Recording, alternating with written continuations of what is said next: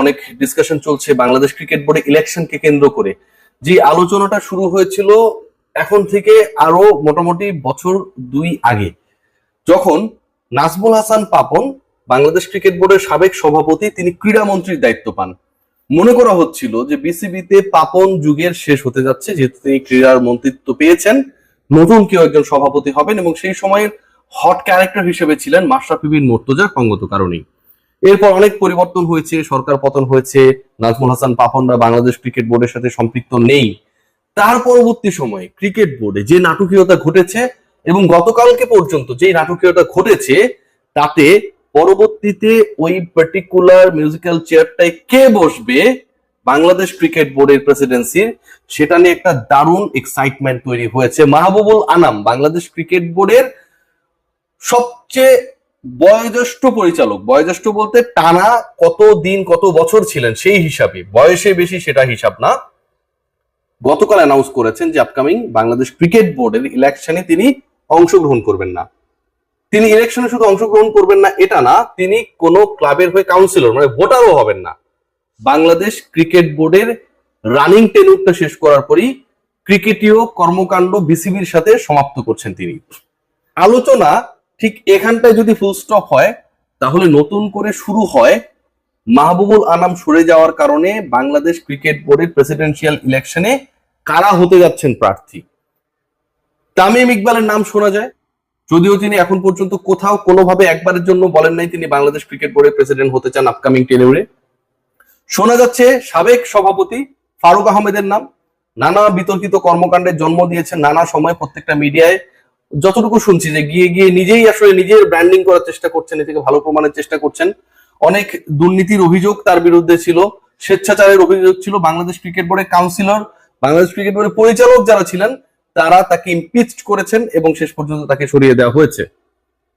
নাম শোনা যাচ্ছে আমিনুল ইসলাম বুলবুলের, বর্তমানে প্রেসিডেন্টের দায়িত্বে যিনি রয়েছেন। মাহবুব আনাম সরে যাবার পর এই মুহূর্তে সবচেয়ে অ্যানাউন্সড হট ক্যান্ডিডেট হচ্ছেন ফারুক আহমেদ।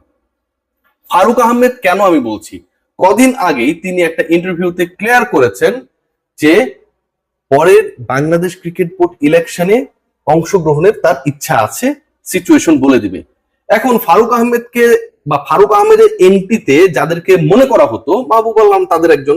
ফারুক আহমেদ বিভিন্ন সাক্ষাৎকারে তার নিজের কথা যতটুকু বলেন তার থেকে মাহবুব আনামের কথা বেশি বলতেন। মাহবুব আনাম যেহেতু নিজেই রেস থেকে সরিয়ে নিয়েছেন, ফারুক আহমেদের প্রধান প্রতিপক্ষ সরে গেছে।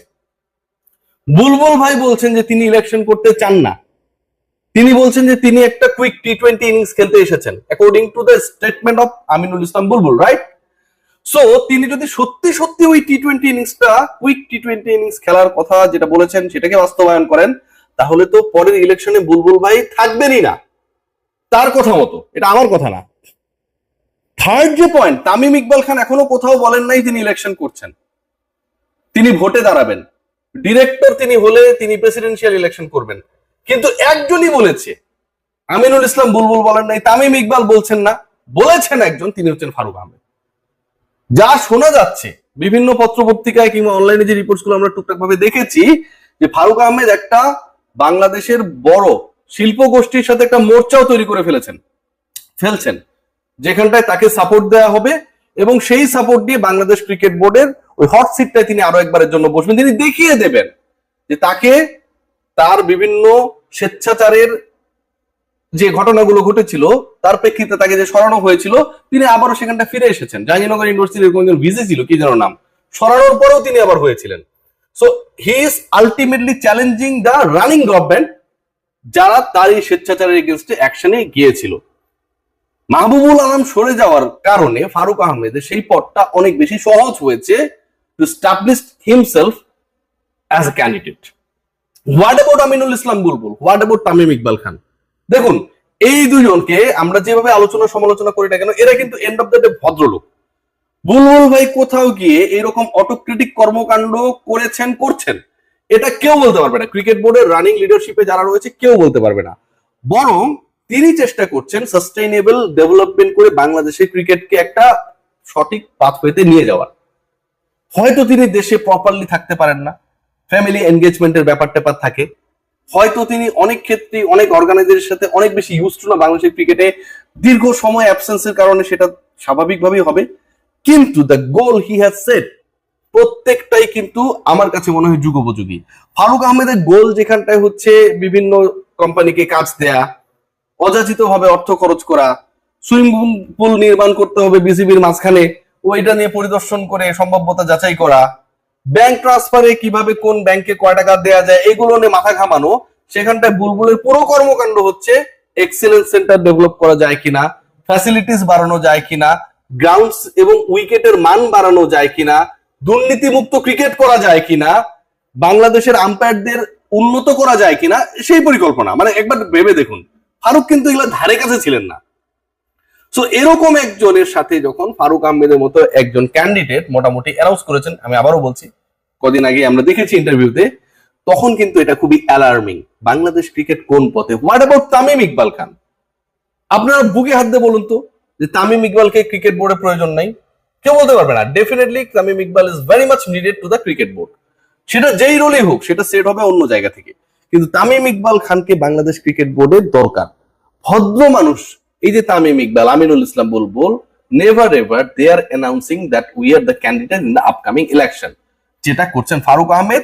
এবং আপকামিং ইলেকশনে আমার কাছে মনে হয় যেভাবেই হোক মাহবুবা নামের এগেনস্টে যে ধরনের বিভিন্ন কনভারসেশনে গিয়ে, বিভিন্ন টক শোতে গিয়ে তিনি কথাবার্তা বলেছেন, এটা একদমই ক্লিয়ার হয়ে যায় that Farooq Ahmed is now in a very comfortable situation. যেভাবে তিনি চাইছিলেন যে এই লোকগুলো বোর্ডে না থাকলে তার জন্য এন্ট্রি করা আরো একবার সহজ হয়ে যায়, অথবা তাকে কেউ এক্সিট করাতে পারবে না, সেটা এই মুহূর্তে ডান হয়ে গেছে। তামিম ইকবাল এবং আমিনুল ইসলাম বুলবুল যেই হোক না কেন বাংলাদেশ ক্রিকেট বোর্ডের নেক্সট প্রেসিডেন্ট, আপনাদের দায়িত্ব থাকবে, আপনাদের দায়িত্ব থাকবে যদি আপনারা হন, যেভাবে হোক ফারুক আহমেদকে ঠেকানো। ফারুক আহমেদকে যদি আপনারা ঠেকাতে না পারেন, বাংলাদেশের ক্রিকেটে Simon Taufel, Alex Marshall, Tony Hemmings, এই যে বিভিন্ন চমকগুলো আমরা দেখেছি, টানা দুটা টি-20 সিরিজে শ্রীলঙ্কা এন্ড পাকিস্তানের বিপক্ষে জয়, বাংলাদেশের ক্রিকেট নিয়ে উচ্চাসা তৈরি হয়েছে, প্রত্যেকটা জিনিস আবারও নিচে নেমে যাবে। Farooq Ahmed was the only president যার সময়টায় গত 20 বছরের মধ্যে বাংলাদেশের ওয়ানডে র্যাঙ্কিংটা একদম তলানিতে চলে গেছে। ওয়ানডেতে তার টেনুরের এক বছরে বাংলাদেশ ম্যাচ জিতেছে মাত্র 12.5%। সেই ফারুক আহমেদ ক্রিকেটকে কতটুকু দেবেন, তার থেকে তার টার্গেটটা হচ্ছে তিনি কতটুকু ব্যক্তিগতভাবে অর্জন করবেন। ক্রিকেট বোর্ডের ওই নেম প্লেটে, অনার বোর্ডে আরো একবার নামটা তোলার জন্য যা যা করার দরকার, I think is ready to do everything, এবং তার পেছনে একটা বড় শক্তি রয়েছে, এটা নিয়ে কোনো ধরনের ডাউট নেই। সো তামিম ইকবাল, আমিনুল ইসলাম বুলবুল ছাপিয়ে আলোচনায় সেই ফারুক আহমেদ যাকে বাংলাদেশের মানুষ বাংলাদেশ ক্রিকেট বোর্ডের প্রেসিডেন্ট হিসেবে একসেপ্ট করে না, যার স্টেটমেন্ট গুলোকে মানুষ খুব একটা বিশ্বাস করে না, যার কর্মকাণ্ড বাংলাদেশ ক্রিকেটকে খুব একটা এগিয়ে নেয় না, সেই তিনি এই মুহূর্তে কমফোর্ট জোনে। বুলবুল ভাই, তামিম ইকবাল কি ভাবছেন আপনারা? ক্লিয়ার করুন তাড়াতাড়ি।